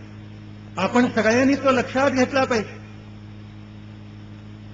काही साहित्यिक असं म्हणतात की अर्जुनापेक्षा कर्ण अधिक पराक्रमी होता. का खोटं सांगता समाजाला? का दिशाभूल करता समाजाची? हे असं चालतं सर. महाभारतामध्ये 6 मोठ्या लढायामध्ये कर्ण आणि अर्जुनाची समोरासमोर भेट झाली आणि प्रत्येक वेळेला कर्ण पराभूत झालेला आहे. महाभारत काढून बघा. अगदी द्रौपदी स्वयंवराचं अर्जुनाने इतके बाण मारले, इतके विंधून टाकलेले आहे कर्णाला की मूर्छितून खाली कोसळला. जागा झाल्यावर म्हणतोय तू शंभूशंकर आहेस का साक्षात धनुर्वेद आहे. अर्जुन म्हणाला मी कोणी नाही, लढायला उभा राहा पुन्हा. आणि पुन्हा इतका झोडपलाय की हा पळून गेला. पुढे घोष यात्रेचा प्रसंग आला. चित्ररथ गंधर्वानी सगळ्यांना पराभूत केलं आणि दुर्योधनाला फरफटत नेले पकडून. त्यावेळेला कर्ण पळून गेला. त्या चित्ररथ गंधर्वाचा पराभव अर्जुनाने केलेला आहे. द्रुपद राजाला पकडायला, द्रोणाचार्यांना दक्षिणा द्यायला म्हणून सगळे कौरववीर कर्णासहित आनंदाने पुढे गेले. या सगळ्यांचा पराभव केला. दुर्योधन पराभूत झाला, दुःशासन झाला, कर्ण पळून गेलाय द्रुपदासमोर. मागून भीमार्जुन आले आणि अर्जुनाने द्रुपदाला पराभूत करून त्याला जिंकले आणि त्याला पकडून द्रोणांपुढे उभं केलं. उत्तर गोग्रहणाचा प्रसंग असताना अक्षौहिणी सेना कौरवांची समोर आहे. त्या सर्वांचा पराभव एकट्या अर्जुनाने केलेला आहे. उत्तरासारखा साधा सारथी असताना सुद्धा आणि कर्णाला सपशेल पराभूत करून टाकलं, संमोहनास्त्र टाकलं आणि पराभव केलेला आहे. कुरुक्षेत्रावरच्या युद्धामध्ये सुद्धा शेवटी अर्जुनाने कर्णाला पराभूत केलं. भीष्म म्हणाले कशाला बढाया मारतोस, तुझ्यापेक्षा अर्जुन श्रेष्ठ आहे. त्यावेळी तो संत आपला आणि तो काय म्हणाला, काय म्हणतोय पाहतो की जोपर्यंत भीष्म जिवंत आहेत तोपर्यंत मी युद्धात लढणार नाही. आणि लढला नाहीये. पहिले 10 दिवस कर्ण लढला नाही. अर्जुन 10 दिवस लढून थकलेलं होते, लक्षात घ्या. हे कुणी ऐतिहासिक सत्य फार लबाडी करतात, ऐतिहासिक सत्य सांगत नाही. 10 दिवस अर्जुन लढलेला थकलेला आहे आणि कर्ण मात्र 10 दिवस न लढलेला ताजा तवाना आहे. तरी सुद्धा कर्णाला किमान 4-5 वेळेला बाण मारून पराभूत करून पळवून लावलेला आहे. 6 वेळेला भीमाने पळवून लावले कर्णाला. आणि काय पाहिजे, हा इतिहास आहे डोळ्यासमोरचा. कृष्ण अतिशय चतुर. ते गेले कर्णाकडे आणि ते म्हणाले मला कळलं तू 10 दिवस लढणार नाहीस कौरवांच्याकडून. तो म्हणाला होय मी प्रतिज्ञा केली. मग ते म्हणाले अरे खऱ्या क्षत्रियाला युद्ध चालू असताना स्वस्थ कसं बसवेल. पहिले जोपर्यंत भीष्म पडत नाहीत, मारले जात नाहीत, तोपर्यंत पांडवांच्याकडून लढ म्हणजे झालं. हा काय कृष्ण चतुर, अतिशय चातुर्य. इथे मुद्दा असा की जे वास्तव आहे ते समाजापुढे ठेवलं पाहिजे. तयार झालेली काँग्रेस, काही दशकांची परंपरा असलेली आणि लोकमान्यांचे संस्कार लाभलेली काँग्रेस जशीच्या तशी गांधींच्या हातामध्ये लागली आणि सावरकरांना मात्र एक नवीन रोपटं वृक्षा एवढं वाढवावं लागलं. त्यांना किती रक्त आटवावं लागलं असेल याचा आडाखा आपल्या मनाशी बांधा. हे सगळा इतिहास घडत असताना खिलाफतच्या चळवळीला अपयश आलं, असहकारितेच्या चळवळीला अपयश आलं आणि त्यावेळेला सरोजिनी नायडूंनी गांधींना काय सांगावं. सरोजिनी नायडू या गांधींच्या भक्त होत्या, पण त्यांनी गांधींना सांगितलं आपण संत आहात हे आम्हाला मान्य आहे, एका जागी स्वस्थ बसा, आम्ही तुम्हाला नमस्कार करू, कृपा करून राजकारणात पडू नका. सरोजिनी नायडूंचे उद्गार आहेत, इतिहासात नोंद आहे. हा असा इतिहास घडत असताना तात्यारावांनी बरोबर ओळखलेलं होतं की हा मनुष्य या इतिहासाचं किती वाटोळं करू शकतो. भारतवर्षाला कोणत्या गर्तेत हा मनुष्य घेऊन जाईल हे सावरकरांनी स्पष्ट ओळखलेलं होतं. आणि म्हणून त्यांनी जे वैचारिक निबंध लिहिले, ग्रंथ लिहिले, त्याच्यामध्ये त्यांचं एक वैचारिक चिंतन प्रगट झाले आणि त्याचं शीर्षक आहे गांधी गोंधळ. त्याच्याबद्दल अगत्य थोडं सांगावंच लागेल, कारण त्यातले विचार इतके प्रगल्भ आहेत, आपण ते समजावून घेतले पाहिजे. तात्याराव म्हणत असत की हृदयानं हा विषय विशाल आणि उन्नत मनुष्य आहे, आकत कधीही नव्हता. मन फार मोठं होतं सावरकरांचं. इतिहासात त्यांनी जे उद्गार काढले गांधी आणि कस्तुरबांच्या बद्दल ते ध्यानात घेतले पाहिजे. ते म्हणत गांधींचं हृदय विशाल आणि उन्नत आहे, पण त्यांची बुद्धी अतिशय संकुचित आहे आणि अपक्व आहे. यांनी राजकारणात कधीही पडू नये. केवळ भावनेनं राजकारण चालत नाही. राजकारण पटुत्व येण्यासाठी अत्यंत प्रौढ, पक्व, गंभीर स्वरूपाची बुद्धी असावी लागते. ती त्यांच्याजवळ नाहीये आणि ते घोटाळा केल्याशिवाय राहणार नाही. ही भूमिका तात्यारावांनी पहिल्यापासून घेतलेली आहे. स्वामी श्रद्धानंद या नावाचे एक लोकोत्तर महापुरुष या भारतवर्षामध्ये येऊन गेले. त्यांचा जन्म 19व्या शतकातला. म्हणजे स्वातंत्र्य युद्धाला प्रारंभ होण्याच्या अगोदरचा. त्यांचं मूळचं नाव मुन्शीराम, वडिलांचं नाव नानकचंद. त्यांचा जन्म झालेला होता तो तळवण नावाची जागा होती तिथे झालेला होता. आणि हा मुलगा इतके उत्तम संस्कार घेऊन वाढला. बुद्धी कुशाग्र होती, शरीर अत्यंत सुदृढ होतं, मल्लविद्येचा अभ्यास केलेला होता, प्रख्यात कुस्तीगीर होते आणि त्यांची भूमिका त्यांची बुद्धी प्रगल्भ होत गेले मुन्शीराम नानकचंदांची. आणि ते वाढत गेल्यानंतर त्यांच्या डोळ्यापुढे सगळ्या देशाचं चित्र हळूहळू येत गेल्यानंतर या देशाला स्वतंत्र करावं अशी उर्मी त्यांच्या चित्तामध्ये जागली आणि त्यांनी त्या प्रयोगाला प्रारंभ केला. पुढे काशीला गेलेले होते, वाराणसीला. बनारस ब्रिटिशांनी दिलेलं नाव आहे बरं का. काशी किंवा वाराणसी हीच आपली परंपरेनं चालत आलेली नाव आहे. वाराणसीला गेले आणि तिथे रेवा संस्थांची राणी आलेली होती. काशी विश्वेश्वराचं दर्शन घेत होते आणि म्हणून कुणाला प्रवेश नव्हता. त्यावेळेला त्यांना इतकं वाईट वाटलं. असे छोटे प्रसंग आयुष्यात येतात आणि माणसं पालटतात. तसं त्यांच्यात पालट झाला. मुन्शीराम नानकचंद कोण झाले? नास्तिक झाले, 100% नास्तिक. ते म्हणाले आता पुन्हा कधी तुझ्या दर्शनाला येणार, आणि नास्तिक झाले. पुढे 1877 साली त्यांचा विवाह झाला. विवाह झाल्यानंतर त्यांचं सौभाग्य उलट असं की आर्य समाजाच्या काही मंडळींच्या सहवासामध्ये ते आले. आर्य समाजी वेदाला सर्वस्व मानतात आपल्याला माहिती आहे. आणि मग मुन्शीरामांनी आपल्या आठवणीत लिहून ठेवले, मी नास्तिक होतो तो पुन्हा पक्का आस्तिक झालो. माझ्या चित्तातले भाव आर्य समाजाच्या सहवासामध्ये मूलतः पालटून गेले. आणि मग त्यांनी उत्तर भारतामध्ये प्रचंड काम केलं, प्रचंड, त्याला तोड नाही.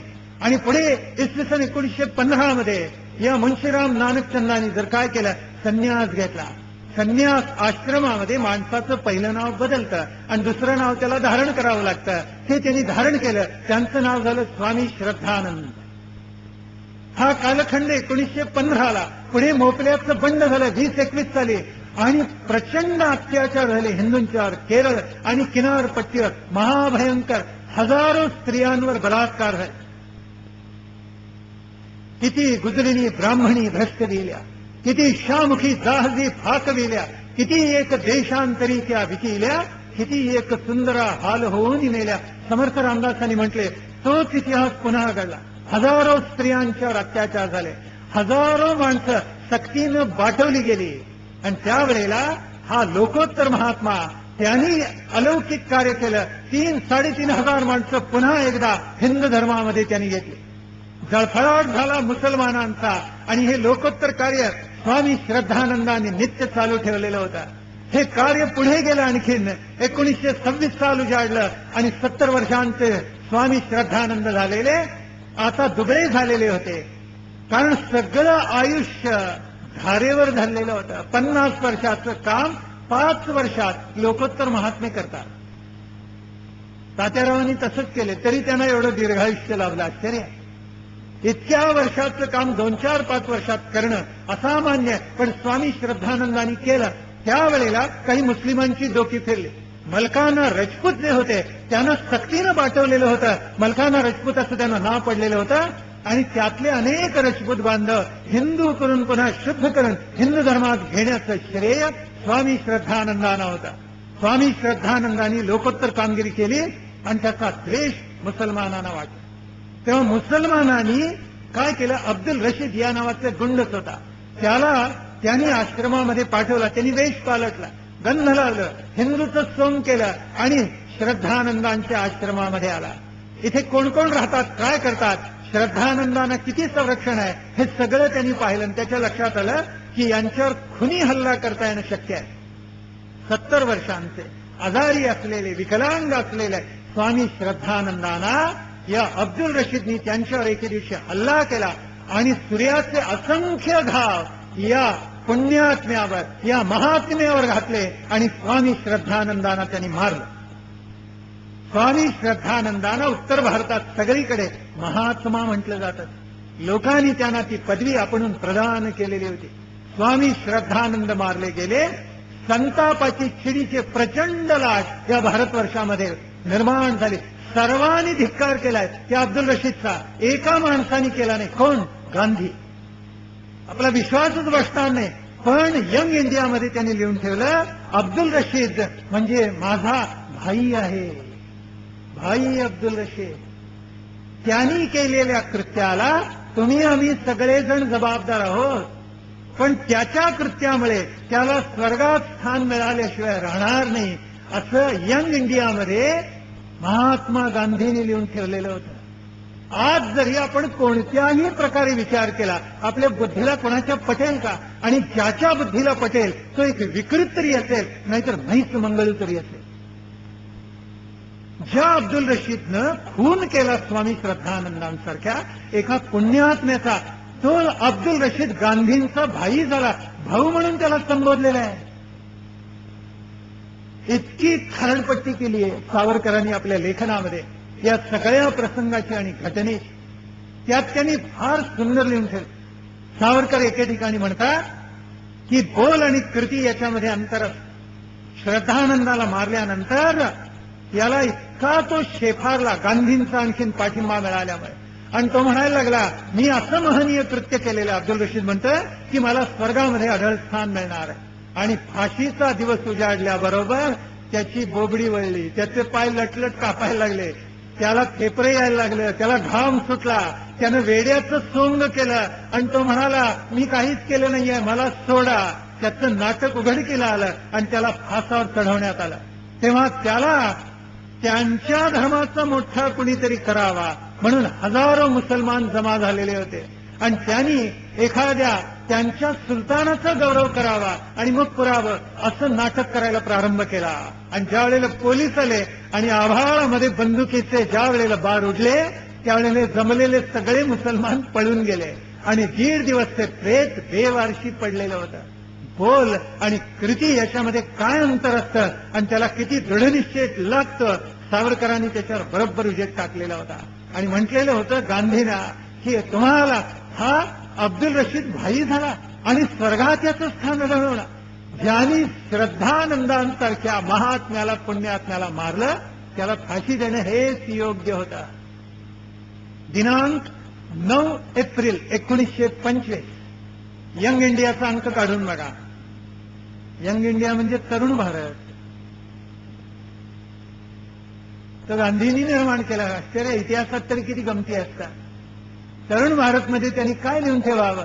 9 एप्रिल 1925 या दिवशी काय लिहून ठेवावं? त्यांनी सगळ्या भारतवासियांना दुःख होईल आणि संताप होईल असं एक वाक्य गांधींनी त्याच्यामध्ये लिहून ठेवलं होतं. काय लिहिलेलं होतं की छत्रपती शिवाजी महाराज हे वाट चुकलेले देशभक्त होते. खरोखरच आहे, शेम. ज्या पुण्यश्लोक छत्रपती महाराजांचा आठव प्रातस्मरणी करावा. छत्रपती शिवाजी महाराज की जय. ज्याचं स्थान प्रभू रामचंद्र आणि भगवान श्रीकृष्णांच्या जोडीचं आहे. मला नेहमी वाटतं की 300-350 वर्षापूर्वी जन्माला न येता, अवतार न घेता 3,000-3,500 वर्षापूर्वी शिवाजी महाराज जन्माला आले असते, अवतार घेतला असता तर आज रामकृष्णांच्या जोडीनं आपण त्यांची पूजा केली असती. इतकं छत्रपती शिवाजी महाराजांचं कार्य अलौकिक आहे. आपल्याला एक साधं उदाहरण सांगतो. सातवळेकरांची योग्यता आपण सगळे जाणतो. पंडित सातवळेकर शतायुषी, इतका आपल्या इतिहासाचा आणि वेदांचा अभ्यास केला, त्याला तोड नाही. सगळ्या शुद्ध संहिता प्रकाशित केल्या आणि लोकोत्तर कार्य केलेलं आहे. सातवळेकरांनी पारडीला राहून, गुजरातमध्ये राहून क्रांती घडवून टाकली आणि विचारानं लक्षावधी हिंदूंना आणि भारतीयांना भारून टाकलं. त्यांनी शिवाजी महाराजांची तुलना कुणाबरोबर केलेली असेल? आपण मनाशी कल्पनाच करा. शिवाजी महाराजांची तुलना त्यांनी प्रभू रामचंद्रांशी केलेली आहे, सातवळेकरांनी. आणि सातवळेकर पुढे जाऊन असं लिहितात की रामचंद्रांना जितका प्रतिकूल कालखंड होता त्याच्यापेक्षा काकणवर अधिक प्रतिकूल कालखंड छत्रपती शिवाजी महाराजांना होता. हे सातवळेकरांनी लिहिलेलं आहे. हा युगात्मा आहे, हा पुण्यात्मा आहे, हा प्रातस्मरणीय पुण्यश्लोक राजा आहे. आणि 20 वर्ष मिळाली असती, चक्रवर्ती सम्राट झाले असते. त्यांच्या स्वराज्य निर्मितीचा हेतूच इतका उदात्त आहे, जगामध्ये असा कोणी दाखवलाच नाहीये.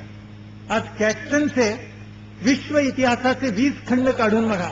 शिवाजी महाराजांच्या नावाचा उल्लेख सुद्धा नाही. कुणालाही वाटत नाही त्याचा धिक्कार करावा, कुणालाही वाटत नाही त्याचा निषेध करावा.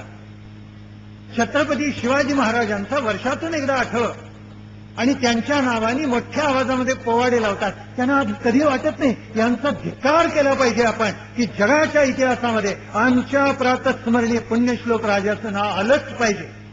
का वाटत नाही आम्हाला? आम्ही वर्षातून एकदा आठवण करणार आणि विसरून जाणार. सावरकरांनी निर्बंधातून मुक्तता मिळवल्यानंतर पहिला जो दौरा केलेला आहे, स्वातंत्र्यवीर कोल्हापूरला गेलेले होते आणि तिथं शिवाजी महाराजांचं हे प्रत्यक्ष सिंहासन परंपरेनं चालत आलेलं आहे आणि सगळ्या देशाला प्रेरणा द्यायचं, राष्ट्राला प्रेरणा द्यायचं सामर्थ्य इथं आहे म्हणून तिथे दंडवत घातलेलं होतं. सावरकरांनी त्यांची योग्यता बरोबर ओळखलेली होती, निर्विवादपणे, निसंशयपणे. आणि या शिवाजी महाराजांना गांधी मात्र म्हणतात की हा वाट चुकलेला देशभक्त होता. मग गांधींच्या पट्टशिष्याने डिस्कव्हरी ऑफ इंडियामध्ये तेच म्हणावं, यात नवल काय? पण आमच्या यशवंतराव चव्हाणांनी तेवढं तरी केलं. नेहरूंना प्रतापगडावर आणलं आणि महाराजांचा पुतळा तर नेहरूंच्या हस्तेच अनावरण केलं. तेवढं तरी पुण्यकर्म त्यांनी केलं. प्रतापगडावर यायला लागलं नेहरूंना, वाट चुकलेल्या देशभक्ताच्या पुतळ्याचं अनावरण करायला लावलं आणि शिवाजीचे गोडवे गायला लावले. मला तर नेहमी वाटतं की आमचे पूर्वज शहाणे, भांडण नको म्हणून त्यांनी समन्वय घडवून आणला आणि बुद्धाला पचवून टाकला की याला 9वा अवतारच करून टाका. माझ्या मनात नित्य येतं की आमचा 9वा अवतार म्हणजे छत्रपती शिवाजी महाराज आहेत. निर्विवादपणे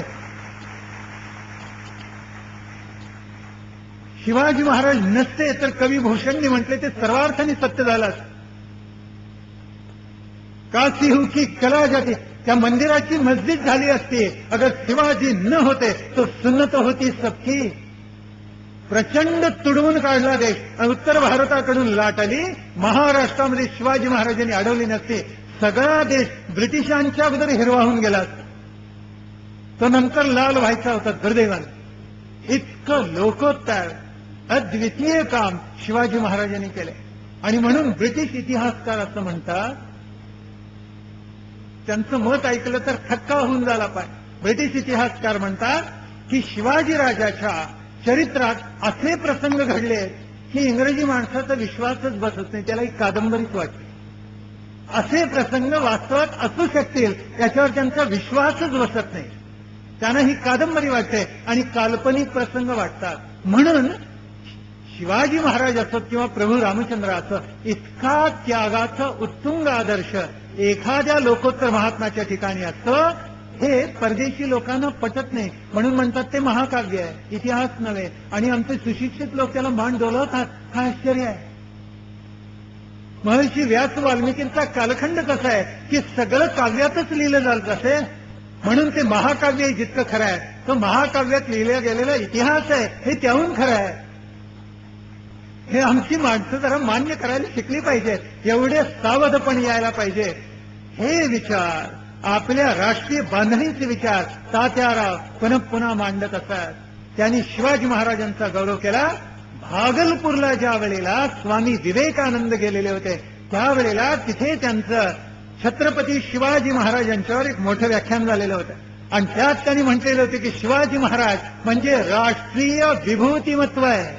इतका अलौकिक पराक्रम आणि ढगढगीत चारित्र्य अन्य कुठे पाहायला मिळणार नाही. हे विवेकानंदांनी काढलेले उद्गार आहे. पण गांधींना वाटलं की हा आठ चुकलेला देशभक्त का ब्रिटिशांनी म्हटलं, मग आम्ही ते म्हटलंच पाहिजे म्हणून गांधींनी ते म्हटलं. आश्चर्यच वाटलं. गांधींना मद्रासमध्ये एक सन्मान पत्र देण्यात आलं. ते दिल्यानंतर याकूब बोलून गेलेले होते, याकूब, आणि त्यांनी काय सांगितलेलं होतं की सगळ्या हिंदूंचं रूपांतर, धर्मांतर आम्ही लवकरच करू. आणि काय करू? त्यांना मुसलमान धर्म स्वीकारायला भाग पाडू. आणि गांधी त्याच्या विरुद्ध काहीही बोलले नाही, तोंड सुद्धा उघडलं नाही गांधींनी. म्हणजे थोडक्यात जणू काही मौन संमती दिली, कराल तर बरं होऊन. गांधी पुढे म्हणाले, या देशावर जर आक्रमण झाली तर हा देश सगळा विस्कळीत होऊन जाईल आणि इथे ज्याचं राज्य प्रबळ आहे तोच कदाचित भारत भाग्य विधाता होईल. कोण होईल? आणि त्यांनी नाव घेतलं निजाम बलाढ्य, तोच भारताचा राज्य होईल. पुढे ते म्हणतात, जरी निजामाचं राज्य आलं तरी ते आपलंच राज्य असेल, स्वराज्य असेल असं मी मानीन. गांधींचे उद्गार काय आहेत बघा. आणि निजाम हा 100% स्वदेशी राजा आहे असं मानून मी त्याचं राज्य स्वीकारेन. गांधी गोंधळ का लिहिला सावरकरांनी? त्याचे हे मोठे पुरावे आहेत, प्रचंड पुरावे आहेत. गांधी असं काही बोलून जात असतात म्हणजे आपली जेवढी लोकोत्तर व्यक्तिमत्व ती त्यांना परकी वाटत आणि जे परकी तेवढे त्यांना ते स्वजन वाटत असतात. यंग इंडियामध्ये एका ठिकाणी लिहून ठेवले, मी मुसलमानच आहे. अरे, आमचे विवेकानंद म्हणतात भले दारिद्र्य असो पण हिंदू धर्मामध्ये मला जन्म घ्यायला मिळाला याचा मला नितांत अभिमान वाटतो. आणि हिंदू धर्माचं प्रतिनिधित्व केले सर्व धर्म परिषदेमध्ये. आणि आमची लबाड काही माणसं वृत्तपत्रात लिहिताना सर्वधर्म परिषदेला गेले त्याचंच ते प्रतिनिधित्व करणार होते असं लिहितात. किती धादांत खोटल्या. हिंदू धर्मावरचा शोध निबंध वाचलेला होता आणि ते ऐकायला अमेरिकन माणसं वेडी झालेली होती. हिंदू धर्माचा गौरव सांगितलेला होता आणि इथे म्हणताय मी मुसलमानच आहे. आणि पुढे त्यांनी काय लिहावं गांधींनी त्याच्याही पुढे जाऊन लिहून ठेवलेलं आहे की जे कट्टर मुसलमान आहेत त्यातल्यापैकी अनेक कट्टर मुसलमानांपैकी मी अधिक कट्टर मुसलमान आहे. नमाज पडत असत्य नाही माहिती नसतील तर आपलं नशीब म्हणायचं. हे उद्गार गांधींचे आहे. प्रत्येक ठिकाणी शरणागत होत. वंदे मातरम हा क्रांतिकारक मंत्र आपल्या ओठावर हृदयात बुद्धीत धरून अनेक क्रांतिकारक फासावर गेले. कित्येकांची नावं सुद्धा इतिहासाला ज्ञात नाहीत, अज्ञात. अनेकांनी आपल्या घरावर तुळशीपत्र अंगारे ठेवले या देशाच्या स्वातंत्र्यासाठी ज्यांची नावं इतिहासाला अज्ञात आहे. हसत हसत फास आपल्या गळ्यामध्ये टाकून घेतला असे लोकोत्तर क्रांतिकारक झाले. पण त्यांच्या नावाबद्दल गांधींना कधी प्रेम वाटलं नाही. डोळ्यासमोर असणाऱ्या माणसांविषयी प्रेम वाटलं नाही. उलट ब्रिटिश सरकारला पत्र लिहिलं भगतसिंगाला फासावर चढवू नका. का? भगतसिंग फासावर गेला तर त्याची प्रेरणा अनेक भारतीय युवकांना मिळेल. तुमच्या विरुद्ध ते लढतील आणि तुम्हाला इथून गाशा गुंडाळा लागेल. ते करू नका. मी सत्याग्रही आहे असं ते म्हणत असत गांधी. आणि मी सत्याचाच आग्रह धरणार. मी सत्याचा आग्रह अशासाठी धरतोय की ब्रिटिशांच्या विरुद्ध आम्ही अहिंसेनेच झगडणार. त्यामुळे ब्रिटिशांच्या विरुद्ध आम्ही हातात लाठी धरणार नाही. हा टोला सावरकरांना होता बरं का. कारण हिंदू सभा त्यावेळेला हातात काठी धारण करत असते प्रत्येक कार्यकर्ता. मग सावरकरांनी युक्तिवाद केला की आम्हाला हातातून काठी खाली ठेवा म्हणतात, मग हातही तोडून घ्या. कारण शेवटी कार्यकर्ता ते हातच करत असतात. जोपर्यंत ती वृत्ती मनामधून जात नाही तर हात काय हातात घेतलेली काठी काय सगळं सारखंच आहे. बरोबर उत्तर दिलं सावरकरांनी. पण गांधी म्हणत असत ब्रिटिशांच्या विरुद्ध आम्ही हातही उगारणार नाही, आम्ही काठीही धारण करणार नाही. एक थप्पड मारली दुसरा गाल पुढे करू म्हणून आणि जोरात मारा. लाथ मारली तर म्हणून हा किती गोड आहे आणखीन 4 घाला. पण त्यांना त्या बसत नसत, अनुयायानं बसत असतात. आणि त्यांना काल सांगितल्याप्रमाणे आज अनेक जण आगाखान पॅलेसमध्ये जातात आणि तरुणांना आणि लांबून येणाऱ्या लोकांना आश्चर्य वाटतं की हा तुरुंग. कारण तिथे गांधीनं तुरुंगात ठेवलं तर अशी इतिहासात नोंद आहे. त्यांना वाटलं आगाखान पॅलेस, मग आगाखान तुरुंग नव्हे. हा म्हणजे गांधींना राजवाड्यात ठेवलं तर. आगाखान पॅलेसमध्ये सगळ्या सुविधा उपलब्ध होत्या. एकदा आगाखान पॅलेस बघा आणि नंतर सेल्युलर जेल जाऊन बघा अंदमान. म्हणजे 2 टोकातलं अंतर बरोबर लक्षात. गांधी म्हणायचं आम्ही काठी उगारणार ब्रिटिशांच्या विरुद्ध, पण आमच्या अहिंसेमध्ये आणखी काही वस्त गांधींनी लिहून ठेवले. किती परस्पर विरोध, सगळा विचारांचा गोंधळ. गांधी गोंधळ खरंच. त्यांनी पुढे काय म्हटलेलं होतं त्या गांधींनी असं लिहिलेलं होतं, अहिंसा म्हणजे अहिंसाच, ब्रिटिशांच्या विरुद्ध आम्ही काही करणार नाही. पण जर्मन जर ब्रिटिशांना पराभूत करायला भारतात आले तर बंदूक घेऊन आम्ही त्यांचा वध करू, तलवारीने त्यांची मुंडकी छाटू. ही अहिंसाच होय. हा विचार गांधींना स्वतःला तरी कळलेला होता की नाही कुणाचा. एकीकडे ते म्हणतात हात किंवा काठी ब्रिटिशांच्यावर उचलणार नाही कारण ती आमची अहिंसा आहे. आणि दुसरीकडे म्हणतात जर्मन सैनिक जर भारतीयांच्या मदतीला मुक्ततेला जर आले तर आम्ही काय करू, आम्ही त्यांच्यावर भांडू, त्यांच्यावर काठ्या चालवू, बंदुकीच्या गोळ्या घालू, तलवारी चालवू. त्यांचा वध करू, आणि तरी सुद्धा ती काय असेल, ती अहिंसाच असेल. अहिंसेचं इतकं विकृत स्वरूप कोणी मांडलं नसेल. सावरकर म्हणायचे, गांधी ब्रिटिश सरकारशी भांडतात आणि भांडताना आवेशाने म्हणतात, आम्हाला लवकरात लवकर स्वातंत्र्य द्या, नाहीतर. आणि ब्रिटिश सरकारने विचारलं, नाहीतर काय? डोळे वटारून विचारलं की ते म्हणत, नाहीतर चरखा चालवू. अशानं का स्वातंत्र्य मिळणार? काय क्रूर थट्टा केली ती.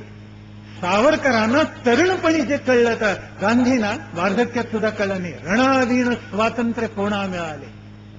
शक्य नाही.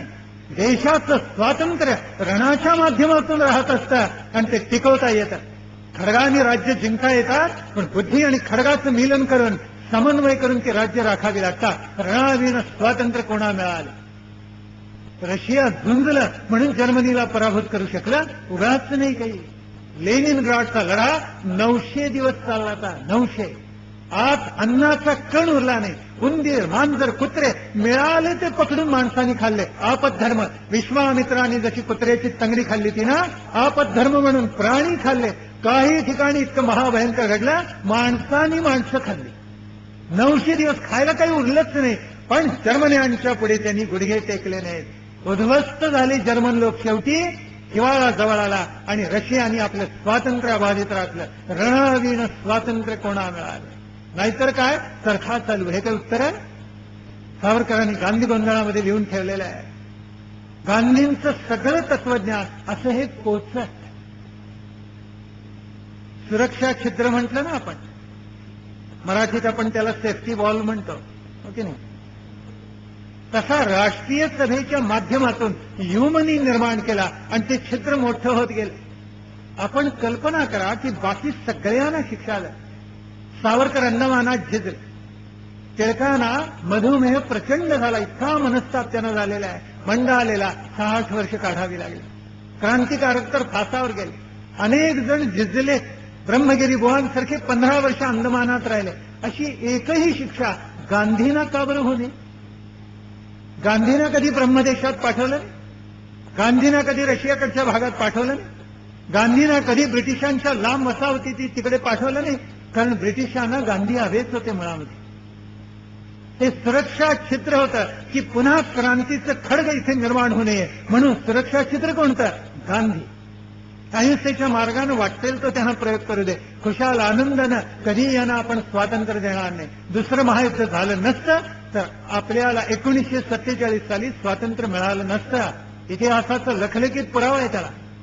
नौदल इतकं दुबळं झालं म्हणून नाईलाजाने ब्रिटिश इथून चालायला लागले आणि तेवढ्यात फूट पाडून गेले.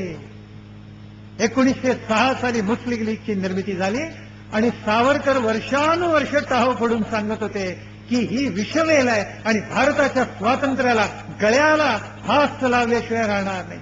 आपलं स्वतंत्र अस्तित्व पाहिजे म्हणून नित्य भांडत बसतील. म्हणून जागे व्हा, जागे व्हा, जागे व्हा.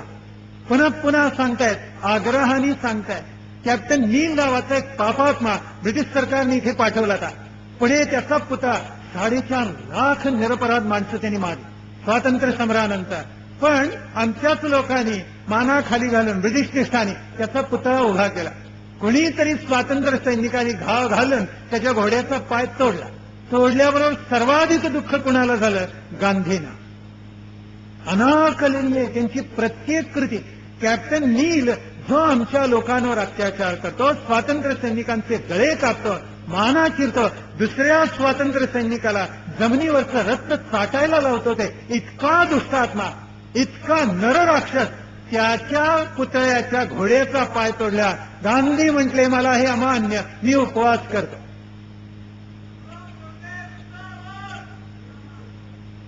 आपण इतिहासाचा साकल्याने अभ्यास केला पाहिजे. सावरकरांनी तो केलेला होता, हे आपण ध्यानामध्ये घ्यायला पाहिजे. पण त्या पुतळ्याच्या घोड्याचा पाय तोडल्यानंतर गांधींनी उपवास केला. हिटलरच्या तोंडचे उद्गार आहेत. त्याला कुणीतरी सुचवलं होतं की भारतामधल्या सैनिकांची मदत घ्या. त्यावेळेला हिटलर म्हणाला, डोक्यातली ऊम येल्यानंतर जी मंडळी उपवास करतात त्यांना शस्त्र काय पेलवणार? हिटलरचे उद्गार आहेत, त्याला बरोबरच घडलेलं होतं या देशामध्ये काय चाललेलं आहे. सुभाषचंद्रांच्या रूपानं एक तेजस्वी ज्वाला प्रगट झाली, कुठेतरी वल्लभभाई झाले, म्हणून त्या अंधाऱ्या ढगानं कुठेतरी विजेची एक किनार राहिली तरी स्वातंत्र्यवीरांचं चरित्र असं झगझगीत आहे, उन्मळून आलेलं आहे. अंतःकरणापासून राष्ट्रीयत्वाची, हिंदुत्वाची प्रेरणा जागून आलेली आहे असं निर्विवादपणे. गांधींनी पुढे एक यंग इंडियामध्ये एक वचन लिहिलं, तरुण भारतमध्ये, आणि त्यात काय म्हणालेलं, ते स्वतः म्हणतात, मला इंडिपेंडन्स नको आहे, पण मला फ्रीडम पाहिजे. सावरकर म्हणाले, या शब्दच्छलाला काय म्हणावं हे मला कळत नाहीये. गांधीजींच्या या वाक्याचा अर्थ असा होतो की मला मुंज नको, पण उपनयन संस्कार पाहिजे, लग्न नको, पण विवाह पाहिजे, मी वृत्तपत्रात लिहिणार नाही, पण वर्तमानपत्रात लिहिणार, असा त्या वाक्याचा अर्थ होतो. इतका झाडा घेतलाय, पदोपदी घेतलेला आहे. पुढे कस्तुरबाना मृत्यू आला आगा खान पॅलेसमध्ये, माहिती आपल्याला. आणि भारत छोडो चळवळीला प्रारंभ झालेला होता आणि अनेकांनी सांगितलं तर या भानगडीत पडू नका. पुढे काँग्रेस जनांनी अनेक ठिकाणी लिहून ठेवले, राजाजी सारख्या अत्यंत पक्षपाती माणसानं लिहून ठेवले की गांधींना एकजूट करता आली नाही आणि त्याचा परिणाम हजारो माणसं चिरडली गेली, हजारो निरपराध मारले गेले, 70,000पेक्षा माणसं तुरुंगामध्ये गेली, अनेकांचे घरदार आणि संसार उद्ध्वस्त होऊन गेले.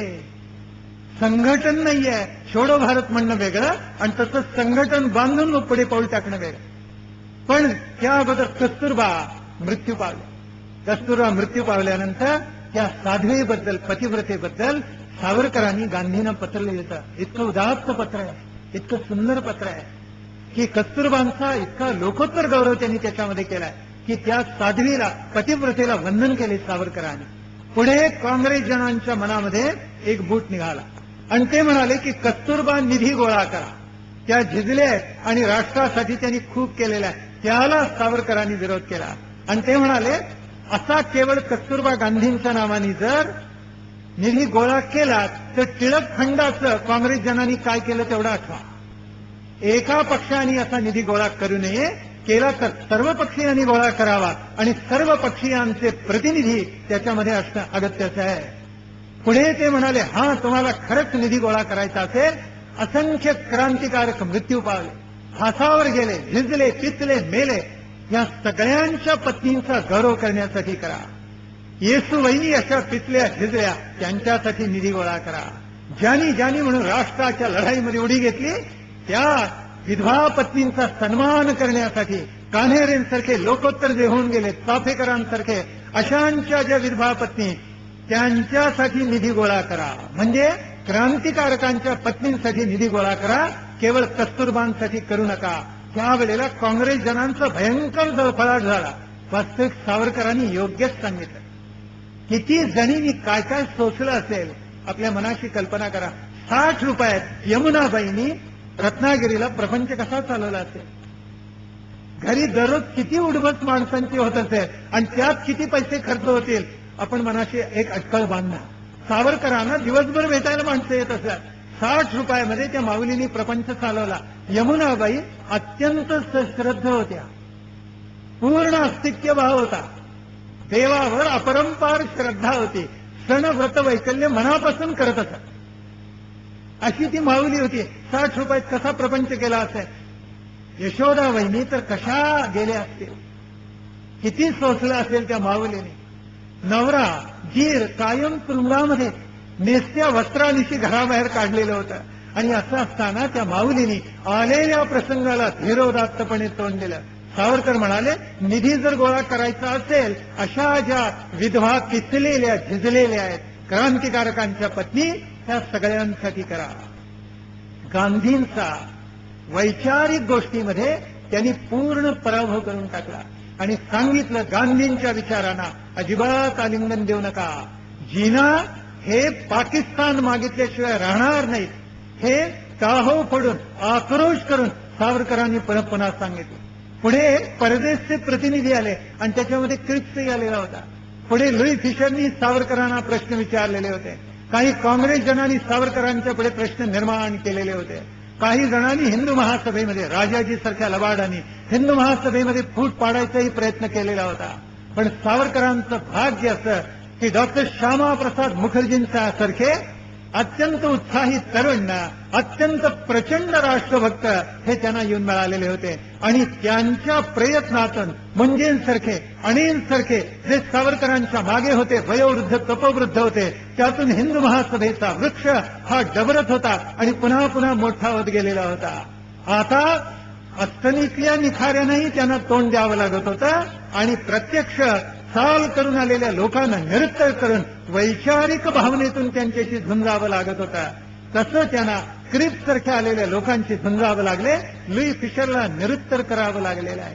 हे निरुत्तर करत असताना कित्येक वर्षापूर्वी अगोदर त्यांच्या हृदयामध्ये एक अलौकिक विचार प्रगट झालेला होता आणि तो विचार म्हणजे हिंदुत्व.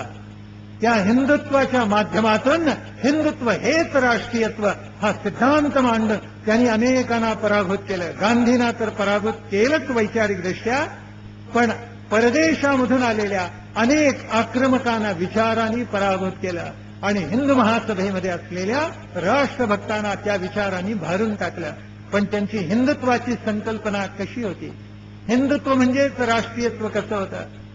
हिंदू महासभेचं काम 7 वेळेला लागोपाठ अध्यक्ष म्हणून निवडून येईन त्यांनी त्याचा वटवृक्ष डेरेदार कसा करून टाकला, हा सगळा उज्ज्वल इतिहास आता उद्याच्या प्रवचनामध्ये आपण पाहायचा. आज जे ऐकलं ते श्रद्धेनं अंतःकरणात साठवायचं. यात सावरकरांचा पक्ष उचलून धरायचा आणि हेतुपुरस्सर गांधींवर टीका करायची हा भाव नाही. पण गांधींच्या विचारामध्ये इतकं परस्पर विरोधी आहे, इतका प्रचंड गोंधळ आहे की सावरकरांनी लिहिलेलं गांधी गोंधळ बरोबर पटतं.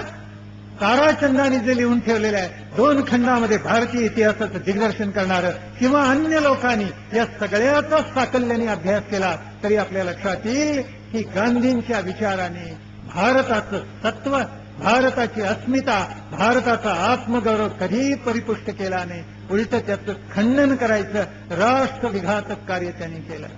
हे वास्तव कडू असेल, कटू असेल, पण आपल्याला इतिहासाच्या अभ्यासानंतर नाईलाजानं का होईना स्वीकारावाच लागेल.